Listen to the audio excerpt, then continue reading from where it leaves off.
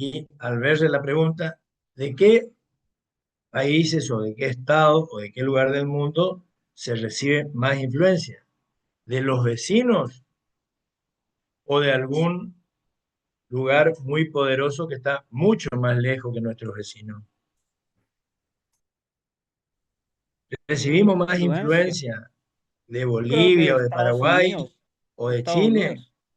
que de No, Estados Unidos? No, No recibimos sé. más Del, influencia de Estados Unidos. Creo que del definitivamente nacionalismo vecino. y Estados todo Unidos, eso. con el presidente que tenemos hoy. Muy bien. Entonces, si la frontera es ese terreno donde se recibe influencia de los demás estados, dice el general Guglielmelli, que es el que tiene un articulito que está subido, el artículo de Guglielmelli está subido ahí a la página, así que pueden entrar en la página de la materia en la facultad, está subido el artículo de Guglielmelli. Todo nuestro territorio nacional y todo el territorio nacional de todos los estados del mundo es una frontera, porque hoy por hoy recibimos influencia a través de todo nuestro territorio nacional. En cualquier lugar de nuestro territorio nacional, fundamentalmente a partir de estos aparatitos, y estamos recibiendo información, sugerencias, propaganda, opiniones de todos los lugares del mundo. Entonces, la frontera, dice Julián Melilla, no es el territorio solamente contiguo al límite internacional. Eso es la frontera externa. Tenemos una frontera interna que es todo el cuerpo nacional, que recibe influencia de todo el mundo. ¿Quiénes influyen más? Es la otra pregunta. Y los más poderosos. La influencia depende del poder. El poder es influencia. Hay que tener poder económico, tecnológico, en este caso, ¿verdad? Que después se trasunta en poder económico, militar, científico, para poder llegar a los demás y tener influencia en los demás. ¿Está claro? Muy bien. Se Vamos con dice, profe, un mundo sin fronteras. ¿qué tiene? ¿Sería algo así como tiene influencia de todos lados? Claro, no, no, no. Es un mundo sin límites, porque la frontera, dijimos que está caracterizada por Adyacente al límite. el hecho de recibir o ejercer influencia sobre otros. Y hoy, ¿qué, qué habían diseñado los estados cuando dijimos qué es el Estado Nacional? ¿Qué es el Estado Nacional? Territorio, pueblo y soberanía. Y con ustedes ya hablamos de esto. Me están haciendo repetir una clase que ya dimos ahora que me estoy acordando. El Me estoy territorio es todo acordando. donde se ejerce el poder del Estado. Estamos con nuestros dibujitos acá. Cuando hablo yo, ¿qué se marca? El límite verde, de que soy yo el que está hablando. La tecnología me otorga a mí el poder de hablar. Hable alguno de ustedes, ¿qué pasa? Hablen pues. Y nos da el poder a nosotros Le da el poder a de ustedes. Ahí expresarnos. Rocío, el marco de Rocío se tiñó de verde. El límite fija el Estado. ¿Quién ejerce poder dentro de nuestro cuadradito? Cada uno de nosotros. Mentira, ejerce la tecnología que nos están manejando y haciendo que hagamos todo esto.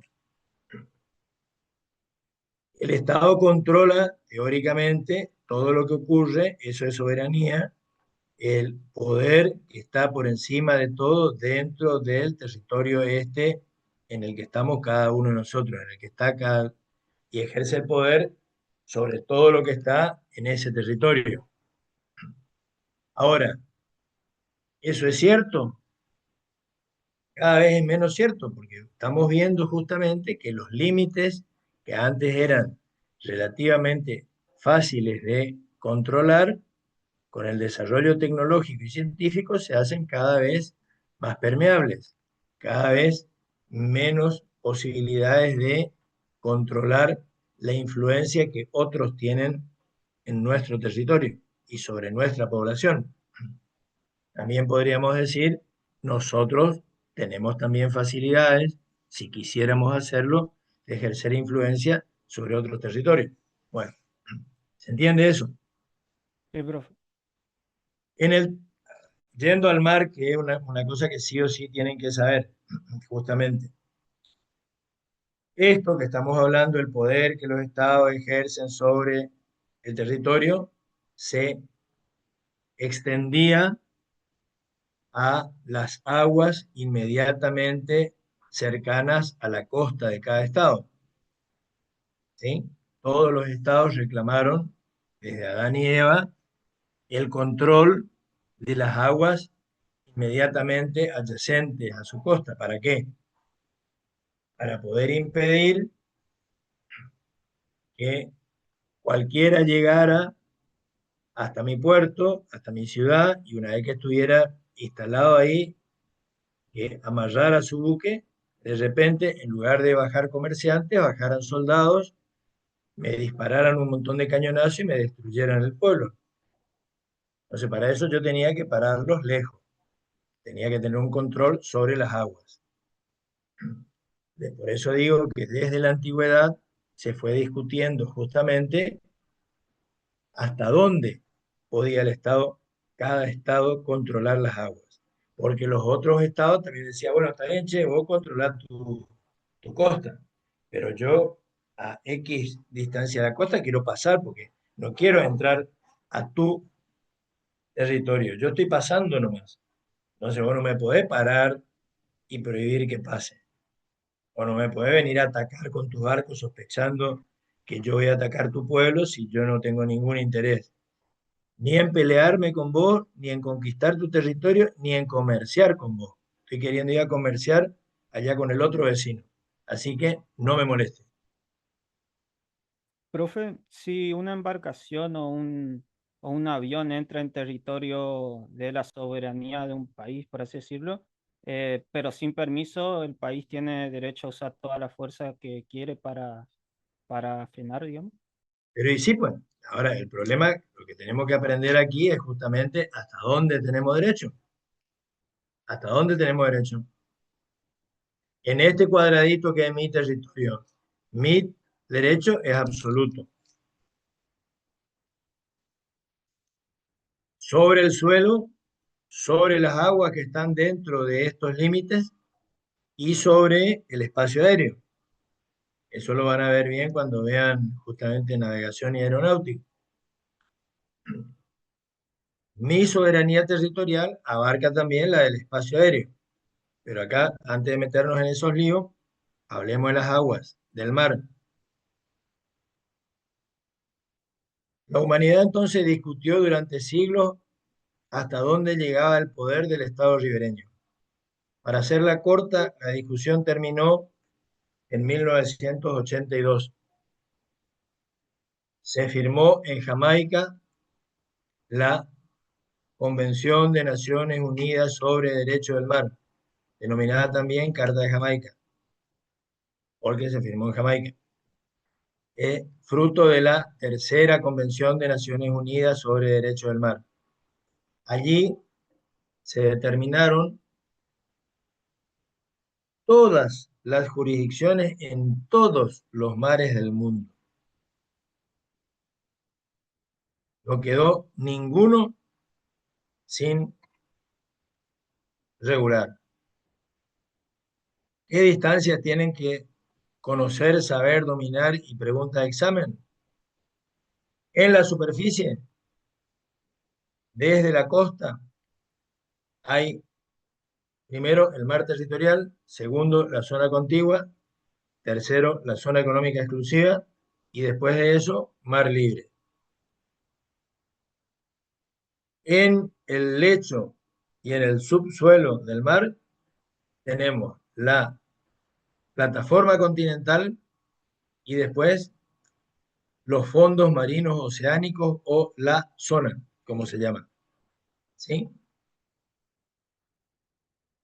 ¿Desde dónde se cuentan todas esas distancias? desde la línea de la más baja marea.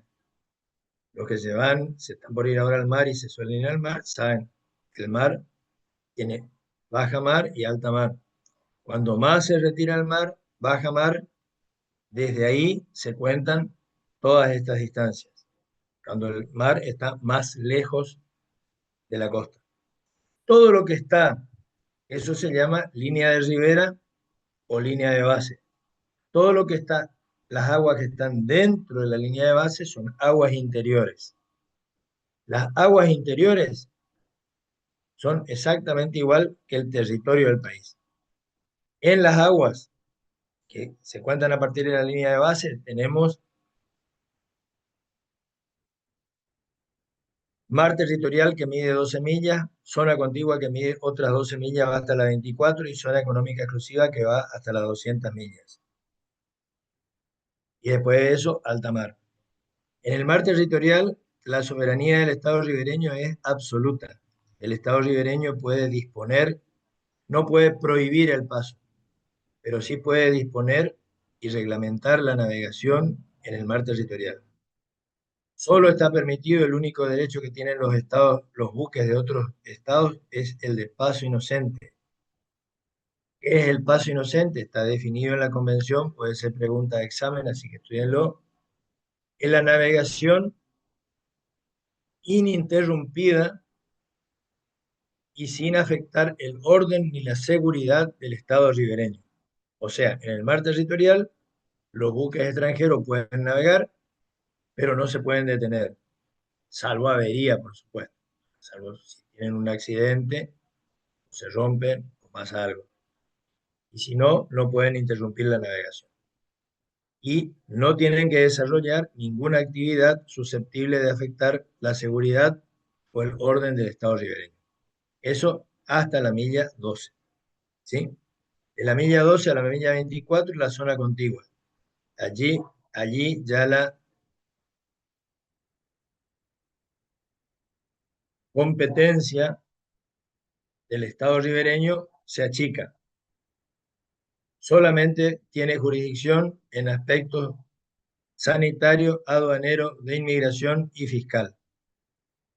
Por esos cuatro motivos, un buque de la autoridad del Estado ribereño puede detener hasta la milla 24 a un buque de otra bandera, a un buque de la misma bandera, obviamente que también, pero solamente si sospecha que está violando alguna de estas normas. A partir de la milla 24 y hasta las 200 millas, en realidad digo mal, no es a partir de la milla 24, desde la milla 0 y hasta la milla 200, hasta las 200 millas, es la zona económica exclusiva del Estado ribereño. Allí el Estado ribereño ejerce soberanía, dice la Convención, sobre las aguas, sobre el lecho y sobre el subsuelo. O sea, no sobre las aguas nomás, también sobre el lecho del mar y sobre el subsuelo del mar. ¿Sí? Tiene la exploración, tiene derecho absoluto a la exploración y explotación de los recursos que haya en ese territorio. Tiene la soberanía exclusiva sobre esos recursos. Hay una cláusula que le obliga a ceder parte de esos recursos a los estados vecinos si estos no tuvieran mar territorial. O sea, la Argentina, por ejemplo, tiene un supuesto compromiso que hasta ahora ni lo pidieron ni se manifestó, por ejemplo, de ceder a Paraguay o a Bolivia, lo mismo Brasil, lo mismo Uruguay, a Bolivia o a Paraguay, que son estados que no tienen litoral marítimo, o sea, son estados sin litoral, según la convención, una parte de la explotación de esos recursos, si lo pidieran. ¿Qué hay después de la zona económica exclusiva? Alta mar o mar libre. Eso responde a la pregunta que hicieron hoy. ¿Hay algún lugar en el mundo donde nadie ejerza jurisdicción? No. En el alta mar, que en principio diríamos no es de nadie, es patrimonio común de la humanidad, según la convención, ejerce jurisdicción el estado cuya bandera enarbola el buque. O sea, si el buque tiene bandera argentina, en ese buque ejerce jurisdicción el Estado argentino. Si tiene bandera de otro país, ejercerá el otro Estado. Cuando un buque puede ejercer, o cuando un Estado, mejor dicho, puede ejercer jurisdicción sobre un buque de otra bandera en alta mar o en mar libre, bueno, la primera excepción fue siempre la persecución de la piratería. Esto ya lo vimos cuando hablamos de derecho penal internacional. Y todo esto que estoy diciendo ya lo dije también. Estamos repitiendo por tercera vez, creo. Un buque que ejerce la piratería se considera que comete un delito que afecta a todo el género humano, a todos los estados del mundo, y entonces todos los estados del mundo tenemos derecho a perseguir, a capturar y a juzgar al pirata. Esto viene prácticamente desde la Edad Media, o más todavía, porque el pirata se considera que es un peligro para todas las naves de cualquier bandera. Profesor, ¿y si es corsario? Y no, el corsario, ya vimos que es el corsario. ¿Está protegido por un país? Sí, no es que está protegido, tiene permiso, tiene, ¿cómo se llama eso? Que ahora sacamos de la Constitución Nacional en la última reforma. Patente, Los estados patente le de corso. otorgaban, ¿cómo? Patente de corso, ¿no era? Patente de corso. El rey, antes en la monarquía, o ahora los estados modernos también, le otorgaban a buques privados patente de corso. O sea, una especie de privatización de la Marina de Guerra. No tenía suficiente barco la Marina de Guerra del rey o del Estado, y entonces aceptaba que venga un particular que tenía un buque, lo armaba y yo le daba patente de corso. Ahora, ¿para qué le daba la patente de corso? ¿Para que asalte y le robe a cualquiera? No, exclusivamente para que ataque a los buques, a las naves de los estados con los cuales yo estaba en guerra, que se sume a mi esfuerzo bélico. La patente de corso era un documento por el cual el corsario podía atacar legalmente, cumpliendo las leyes y uso de la guerra, a barcos de propiedad enemiga. ¿Se entiende? No a cualquiera.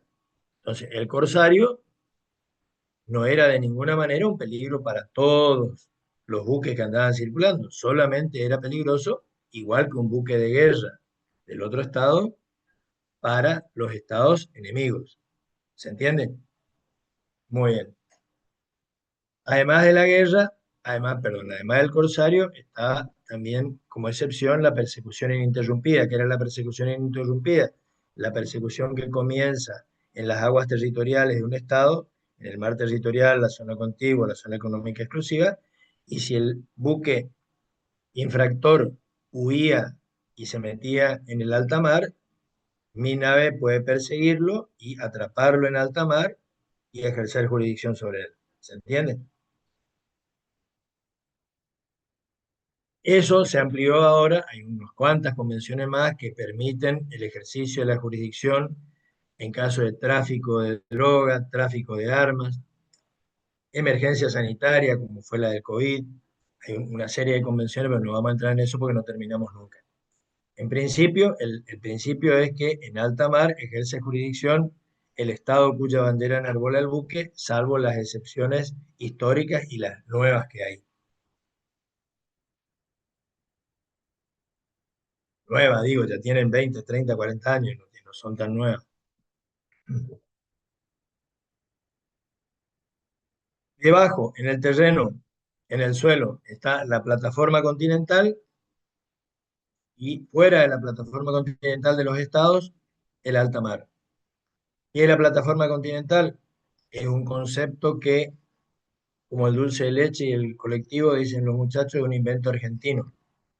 Un invento de un estudioso argentino, José León Suárez, que a comienzos del siglo XX inventó el concepto del mar patrimonial para aquellos países, estados que tuvieran una conformación, perdón, geológica parecida al nuestro, donde la costa se hunde suavemente en el mar, no tenemos profundidades abruptas, no hay una caída abrupta del suelo, como hay del lado del Pacífico, por ejemplo, el lado de Chile, Ecuador, Perú y compañía, que a pocas millas de la costa hay enorme profundidad. Nuestro territorio se va hundiendo muy suavemente en el mar y eso crea unas condiciones ambientales especiales que, decía don José León Suárez, deben ser consideradas y deben ser protegidos, especialmente la fauna marítima y los recursos del subsuelo, para que no sean explotados indiscriminadamente o destruidos. Por eso José León Suárez ya era un adelantado, imagínense que decía esto allá a comienzos del siglo XX, cuando todavía no estaba de moda la ecología, la protección del ambiente, todo lo que se hace ahora. Al revés, más bien el mundo estaba viendo, especialmente las grandes potencias, de qué recursos, igual que ahora en realidad eso no cambió, de qué recursos naturales se podían apropiar de cualquier manera. Entonces lo que José León Suárez dijo es que los estados que tienen ese tipo de costa tienen derecho a una regulación especial y a que se les reconozca el derecho sobre la plataforma continental, o sea, para que nos entendamos entre correntinos y vecinos, donde el mar es playito, ¿sí? Donde hay poca profundidad. Pero ¿hasta dónde? Bueno, eso es lo que regula la Convención de Naciones Unidas sobre el Derecho del Mar en el artículo 76 de la Convención, que si alguien escribe el artículo 76 de la Convención sin copiar, ya le dije a lo que ahí aparecieron algunos de los de sede central que ya dimos este tema con ellos, hay un premio que está vacante del que explique bien el artículo 76. Nadie tiene, para hacerla corta, nadie tiene menos de 200 millas de plataforma continental. Aún los que tienen enormes profundidades, Chile, por ejemplo, en su costa, tiene una plataforma continental hasta 200 millas. O sea que por más que haya 5.000 metros de profundidad, es la plataforma continental. Los que tienen poca profundidad, hasta más allá de las 200 millas de la zona económica exclusiva, nadie puede tener más de 350 millas de plataforma continental. Y donde la distancia es intermedia, el artículo 76 de la Convención de Jamaica establece 2 o 3 criterios para determinar cuál es el límite de la plataforma continental, cuando el límite externo del talud continental o la isobata de los 2.000 metros de profundidad esté a menos de las 350 millas. ¿Entendieron? No, nada. Bueno, todos esos criterios hay que romperse la cabeza para aprenderlos. Todos los estados teníamos hasta el año 2009 para presentar nuestro proyecto de borde exterior de la plataforma continental. Para cuando terminemos la clase, buscan ahí la, el mapa argentino donde figura la plataforma continental para que vean. La Argentina presentó su proyecto y fue aprobado justamente por la Comisión de la Plataforma Submarina de la Convención de Naciones Unidas sobre Derecho del Mar, con una salvedad que se conoce hasta donde no entramos en conflicto con los ingleses por el tema de la proyección de Malvinas. Por eso dijimos cuando dimos Malvinas, es tan importante tener Malvinas, porque está situada en el medio de la proyección de todas estas distancias de las que estamos hablando. Si tenemos Malvinas, nuestra proyección incluye Malvinas y las otras islas, y nuestra superficie llega a más de 11 millones de kilómetros cuadrados. ¿Sí? Si nos sacan Malvinas, se queda en un poco menos de la mitad. ¿Estamos? Profesor, Sí. Malvinas para la ONU es de, o sea, para nosotros es de Argentina, para los argentinos, Sí, pero para el mundo es de Inglaterra. ¿no? Le va a Porque yo tenía tocar, entendido eso, digamos, que para le el va a mundo es tocar, le va a tocar, por eso tienen que aprender de memoria. Ya hablamos del tema Malvinas y sí o sí le va a tocar explicar la resolución 2065, que ahora en diciembre se está por cumplir justamente 80 años de la sanción de la resolución 2065 del alegato Ruda. Le voy a pasar ahora después a los dos grupos el librito que publicó. En realidad, si entran a Podestá Costa, ¿por qué Podestá Costa se llama Podestá Costa Ruda?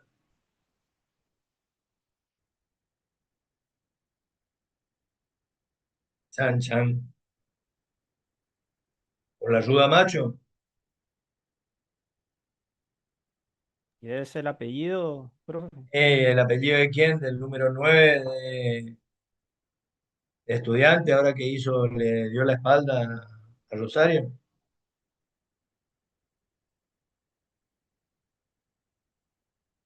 José María Ruda,